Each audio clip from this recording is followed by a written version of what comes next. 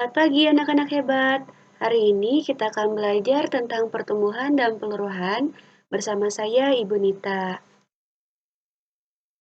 Nah, yang pertama kita masuk ke pertumbuhan. Pertumbuhan merupakan bertambahnya jumlah atau nilai suatu objek yang mengikuti pola aritmatika atau geometri. Contohnya, pada perkembangbiakan bakteri dan pertumbuhan penduduk.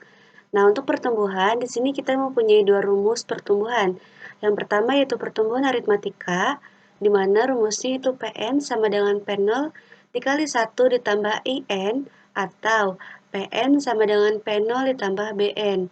Dan untuk pertumbuhan geometri, Pn sama dengan P0 dikali 1 plus I dipangkatkan N, atau Pn sama dengan P0 dikali R pangkat N, di mana Pn di sini yaitu jumlah atau nilai objek setelah N periode, P0 yaitu jumlah atau nilai objek di awal periode, N yaitu jangka waktu pertumbuhan, B nilai beda pertumbuhan, I persentase pertumbuhan, dan R rasio pertumbuhan R lebih dari 1. Nah, kita mempunyai contoh, banyak penduduk kota A setiap tahun meningkat 2% dari tahun sebelumnya. Tahun 2013, penduduk di kota A sebanyak 150.000 orang, hitung banyak penduduk pada tahun 2014 dan tahun 2023. Kita jawab, nah panel di sini yaitu 150.000 orang dan B-nya itu 2% atau 0,02. Nah, hitung banyak penduduk pada tahun 2014 dan 2023. Kita menjawab yang tahun 2014 terlebih dahulu. Artinya, 1 tahun setelah 2013, maka N di sini sama dengan 1. Nah, Pn sama dengan P0 dikali 1 ditambah I dipangkatkan N. P1, satunya itu kan dari N. 150.000 dikali 1 ditambah 0,02 dipangkatkan 1. Maka sama dengan 150.000 dikali 1,02 dipangkatkan 1 sama dengan 153.000 jiwa. Jadi banyak penduduk pada tahun 2014 yaitu 153.000 jiwa. Kemudian untuk tahun 2023 untuk mencari N-nya yaitu 2023 dikurangi tahun 2013, tahun sebelumnya ya, sama dengan 10. Maka N pada tahun 2023 yaitu 10. Kita masukkan ke dalam rumus. P10 sama dengan 150.000 dikali 1 ditambah 0,02 dipangkatkan 10. P10 sama dengan 150.000 dikali 1,02 dipangkatkan 10. Maka P10 sama dengan 182.849,163 atau kita bulatkan menjadi 183.000 jiwa. Jadi banyak penduduk pada tahun 2023 yaitu 183.000 jiwa. Nah, sampai sini sudah bisa difahami ya. Nah, selanjutnya ada contoh lagi. Elsa mulai bekerja pada suatu perusahaan pada awal tahun 2010 dengan gaji permulaan sebesar 3 juta rupiah.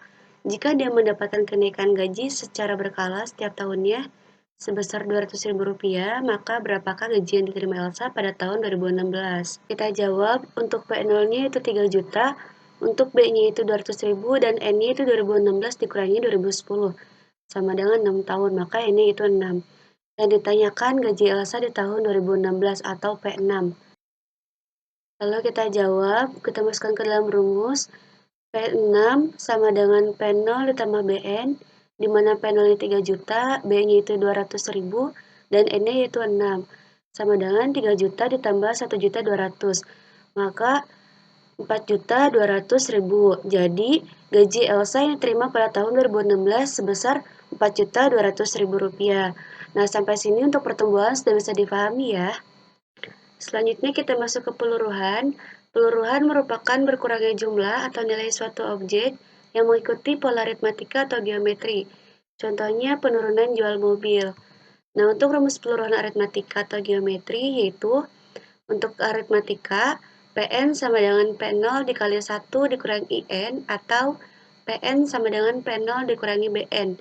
Untuk peluruhan geometri yaitu Pn sama dengan P0 dikali 1 dikurangi I dipangkatkan N atau Pn sama dengan P0 dikali Rn. Di mana untuk Pn yaitu jumlah atau nilai objek setelah N periode, P0 yaitu jumlah atau nilai objek di awal periode, N jangka waktu peluruhan, B nilai beda peluruhan, I persentase peluruhan, dan R rasio peluruhan atau R lebih dari 1.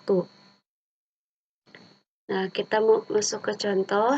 Suatu bahan radioaktif yang semula berukuran 125 gram mengalami reaksi kimia sehingga menyusut 12% dari ukuran sebelumnya setiap 12 jam.